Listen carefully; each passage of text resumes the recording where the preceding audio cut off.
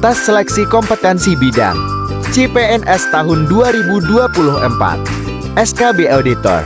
Soal 1-10. Soal nomor 1 dalam pengembangan program audit program. Apa yang sebaiknya menjadi pertimbangan utama auditor agar proses audit dapat mencapai hasil yang optimal? A. Mempertimbangkan audit sebelumnya sebagai acuan utama untuk perbaikan. B. Mengandalkan pengalaman auditor senior tanpa melakukan penyesuaian. C. Menyederhanakan seluruh langkah audit agar lebih mudah diimplementasikan. D. Mengurangi beban kerja dengan memfokuskan audit hanya pada area yang bermasalah. E. Mengidentifikasi tujuan dan ruang lingkup audit secara terperinci sesuai kebutuhan audit. Tuliskan dan cocokkan jawabanmu.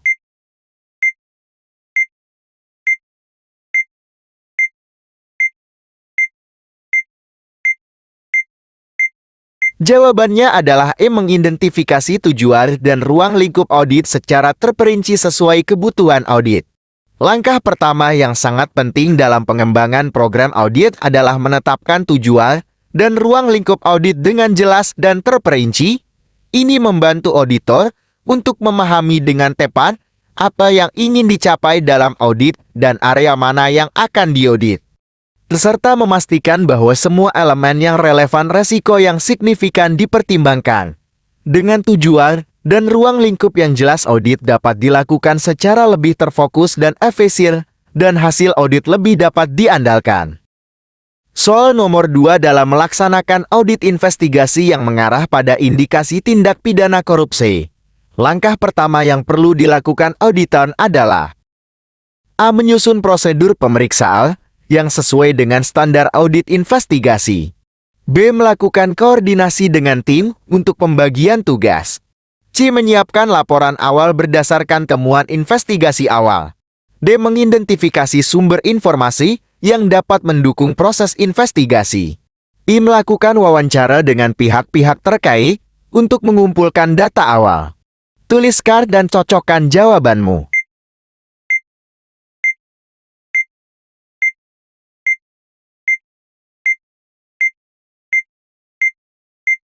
Jawabannya adalah D. Mengidentifikasi sumber informasi yang dapat mendukung proses investigasi. Langkah pertama yang perlu dilakukan dalam audit investigasi yang mengarah pada indikasi tindak pidana korupsi adalah mengidentifikasi sumber informasi yang dapat mendukung proses investigasi. Ini sangat penting untuk memahami konteks masalah, menemukan petunjuk awal dan mengarahkan auditor pada sumber data yang relevan, baik itu dokumen, saksi, atau informasi lain yang dapat membantu membangun dasar investigasi. Soal nomor 3 sikap profesional auditor dalam proses audit adalah A. Menjaga independensi, integritas, dan akuntabilitas dalam seluruh proses audit. B. Hanya melaporkan temuan kepada pihak yang relevan dalam organisasi. C. Mematuhi semua kebijakan internal organisasi tanpa pertimbangan. D. Mengikuti prosedur audit tanpa mempertimbangkan etika. I. Mengutamakan kepentingan pimpinan tanpa memperhatikan fakta audit. Tuliskan dan cocokkan jawabanmu.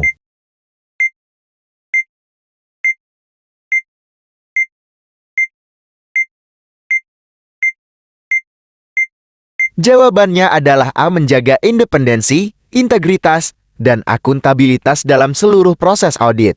Sikap ini sangat penting untuk memastikan bahwa auditor dapat melakukan penilaian yang objektif dan memberikan laporan yang akurat dan dapat diandalkan.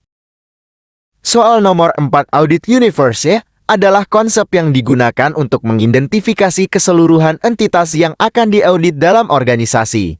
Dalam praktiknya, langkah awal apa yang harus dilakukan auditor dalam menetapkan Audit Universe? A. Melaporkan temuan-temuan kepada pihak-pihak yang relevan dalam organisasi. B. Mengutamakan aktivitas yang memberikan keuntungan finansial bagi organisasi. C. Mengidentifikasi semua aktivitas dan fungsi utama organisasi yang memiliki potensi resiko. D. Menentukan area yang paling mudah untuk diaudit terlebih dahulu. E. Mengacu pada regulasi yang berlaku tanpa perlu melakukan penyesuaian. Tuliskan dan cocokkan jawabanmu.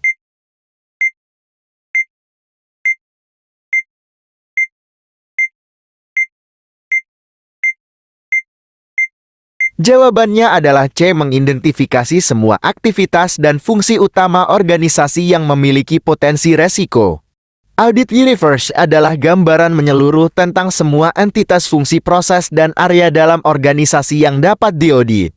Langkah pertama yang penting adalah mengidentifikasi aktivitas dan fungsi utama dalam organisasi yang memiliki potensi resiko. Hal ini penting untuk memastikan bahwa auditor memahami semua area yang mungkin berdampak signifikan terhadap tujuan dan keberlanjutan organisasi, serta memiliki resiko yang cukup besar untuk diaudit. Dengan demikian, auditor dapat memprioritaskan area-area yang memiliki resiko lebih tinggi dan lebih relevan untuk audit.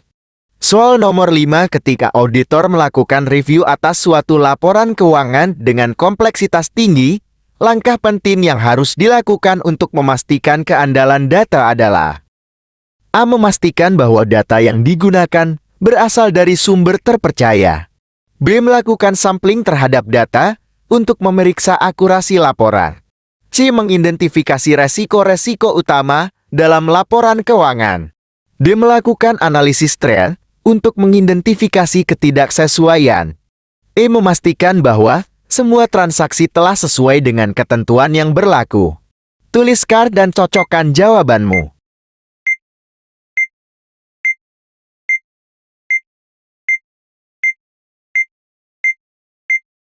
Jawabannya adalah A. Memastikan bahwa data yang digunakan berasal dari sumber terpercaya.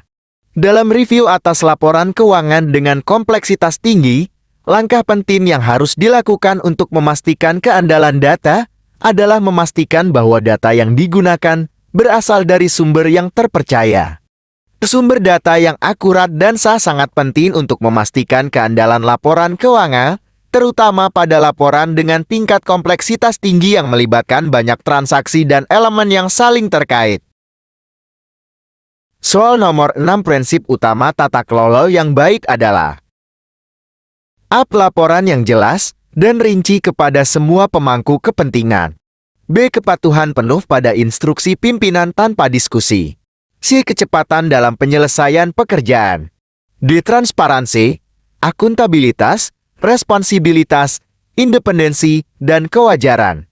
Efisiensi, efektivitas, kompetensi, dan loyalitas. Tuliskan dan cocokkan jawabanmu.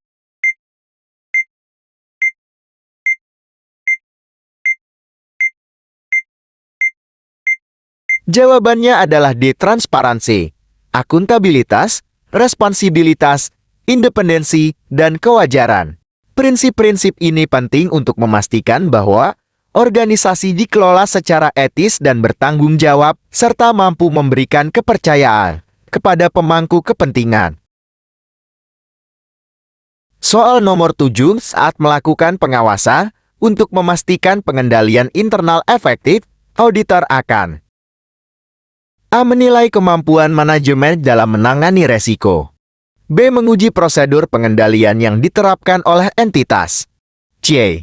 Melaporkan hasil analisis kontrol kepada manajemen. D. Menyusun rekomendasi untuk perbaikan sistem kontrol. E. Mengidentifikasi potensi kelemahan dalam pengendalian. Tuliskan dan cocokkan jawabanmu.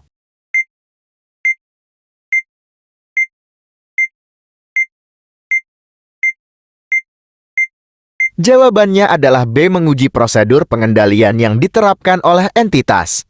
Saat melakukan pengawasan untuk memastikan pengendalian internal efektif, auditor akan menguji prosedur pengendalian yang diterapkan oleh entitas untuk memastikan bahwa prosedur tersebut berfungsi sesuai dengan tujuan pengendalian internal. Pengujian ini bertujuan untuk memverifikasi apakah pengendalian internal yang ada telah diimplementasikan dengan benar dan dapat mencegah atau mendeteksi penyimpangan yang mungkin terjadi dalam proses operasional.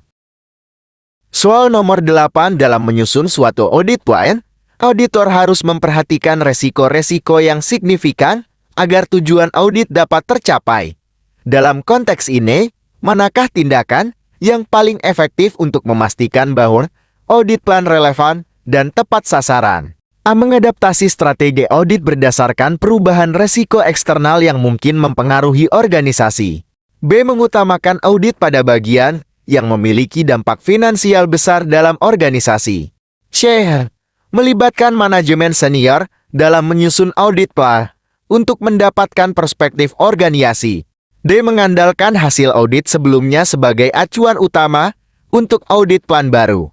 I. Melakukan pengawasan yang ketat terhadap seluruh proses audit, tanpa pengecualian. Tuliskan dan cocokkan jawabanmu.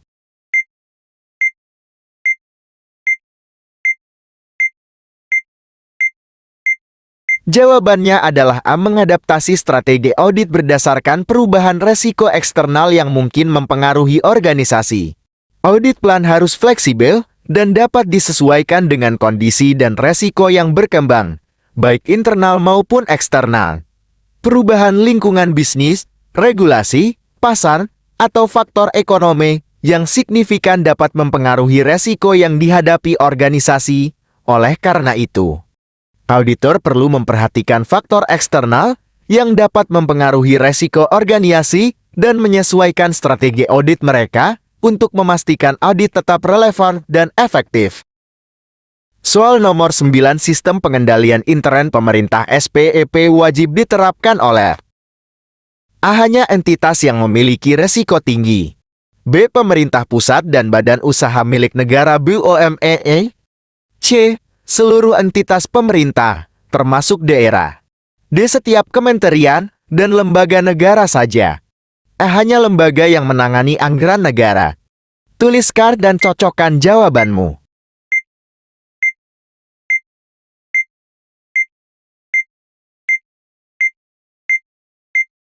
Jawabannya adalah C. Seluruh entitas pemerintah termasuk daerah. SPEP dirancang untuk diterapkan di semua level pemerintahan untuk memastikan pengelolaan keuangan yang baik dan akuntabilitas. Soal nomor 10, dalam audit kinerja yang bertujuan menilai efektivitas suatu program, auditor perlu menekankan pada A. Kemampuan program dalam mengatasi resiko yang ada. B. Kesesuaian antara sumber daya yang digunakan dan hasil yang dicapai. C. Pemanfaatan data untuk pengambilan keputusan program. D. Pencapaian hasil yang diharapkan sesuai indikator kinerja utama. E. Efektivitas dan efisiensi proses pelaksanaan program. Tuliskan dan cocokkan jawabanmu.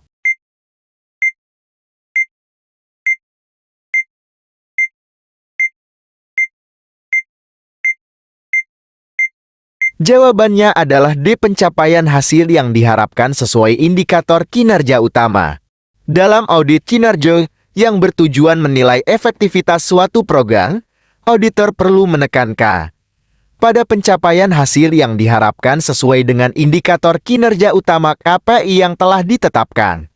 Ini karena tujuan utama audit kinerja adalah untuk menilai sejauh mana suatu program berhasil mencapai tujuan dan hasil yang diinginkan, berdasarkan indikator yang sudah ada sejak awal perencanaan program.